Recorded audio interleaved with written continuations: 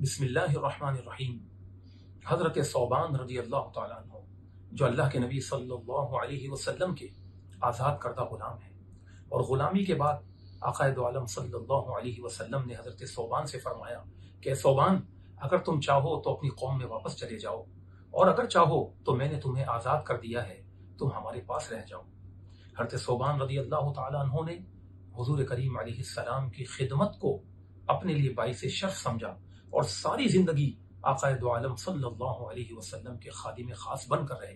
آپ رضی اللہ تعالیٰ عنہ نے ایک ایمان افروز حدیث ذکر فرمائی کہ اللہ کے نبی علیہ السلام نے فرمایا کہ اے میرے امتیوں،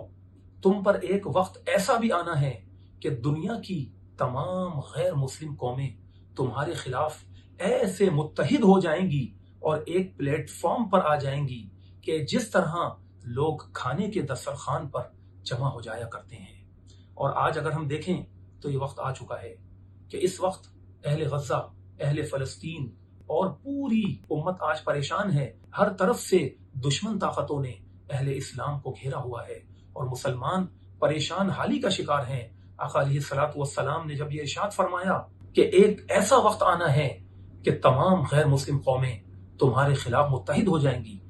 تو ایک صحابی رسول رضی اللہ تعالیٰ عنہ نے آقا دو عالم صلی اللہ علیہ وسلم کی بارگاہ میں سوال کرتے ہوئے پوچھا کہ وَمِن قِلَّةٍ نَحْنُ يَوْمَئِذٍ، کہ یا رسول اللہ صلی اللہ تعالیٰ علیہ وسلم، کیا اس زمانے میں ہم تعداد میں بہت کم ہوں گے؟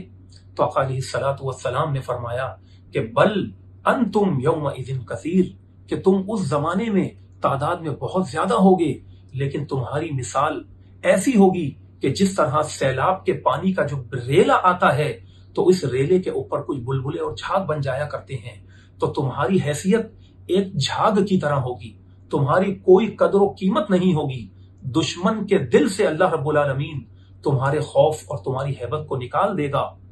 اور تمہارے دلوں میں وہن کو پیدا فرما دے گا۔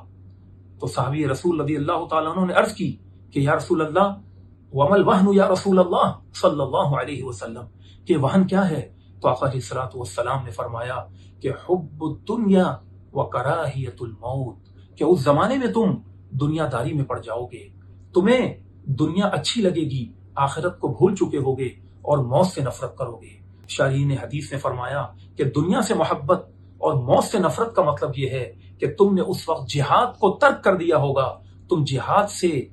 پیچھے ہٹنے لگو گے، تمہارے دل میں خوف پیدا ہونے لگے گا کہ کہیں میں من نہ جاؤں، میرے بال بچوں کا کیا ہوگا، فلاں کا کیا ہوگا، میرے کاروبار کا کیا ہوگا، میرا خود اپنا کیا ہوگا۔ تو فرمایا کہ تعداد میں تم اس زمانے میں بہت زیادہ ہوگے، لیکن ایسے دنیا میں غرق ہو چکے ہوگے کہ تمہیں جہاد اچھا نہیں لگے گا، جہاد سے پیچھے ہٹ جاؤ گے۔ آپ غور کریے کہ کیا آج یہ وقت امت مسلمہ پہ نہیں آ گیا کہ غزہ اور فلسطین میں ننھے منھے بچوں کو جو ہے ایسے خطرناک کیمیکل ویپنز سے حملے کیے جا رہے ہیں، بمباری کی جا رہی ہے، ہسپتالوں کو نہیں چھوڑا جا رہا، گھروں کو نہیں چھوڑا جا رہا، جو بوڑھے اور مریض اور عورتیں اور بچے کیمپس میں ہیں وہاں پہ بھی حملے کیے جا رہے ہیں۔ لیکن افسوس ہے کہ امت مسلمہ پورے اسلامک ورلڈ میں ایک خاموشی چھائی ہوئی ہے اور صرف دعاؤں پر انحصار ہے۔ افسوس کہ کیا ہمیں اپنی زندگیوں سے اتنا پیار ہو گیا کہ قبلہ اول بیت المقدس کی حفاظت کے لیے بھی ہم تیار نہیں ہیں۔ اور آقا علیہ الصلوۃ والسلام نے جو فرمایا کہ تم جہاد کو ترک کر دو گے، تو آج 57 اسلامک ممالک آپ دیکھ لیں کہ کوئی بھی ایک اس بات کے لیے رضامند نہیں ہے عملی طور پر کہ آج وہ بیت المقدس قبلہ اول کی حفاظت کے لیے چلا جائے اور اعلان جنگ کر دے اور یہ کہے کہ یہ مسلمانوں کا قبلہ، یہ ہمارے آقا علیہ الصلوۃ والسلام نے جس کی طرف رخ کر کے نمازیں ادا کی، اور یہی وہ مقام ہے کہ جہاں سے ہمارے آقا علیہ الصلوۃ والسلام معراج پہ تشریف لے گئے۔ آج افسوس کہ وہ اہل فلسطین، اہل غزہ نہتے ہو چکے اور امت خاموش بیٹھی ہے، کیونکہ اس کے دل میں وہن پیدا ہو گیا ہے، دنیا کی محبت پیدا ہو گئی اور جہاد سے نفرت ہو گئی۔ تو جب تک تمام مسلم امہ ایک ہو کر کے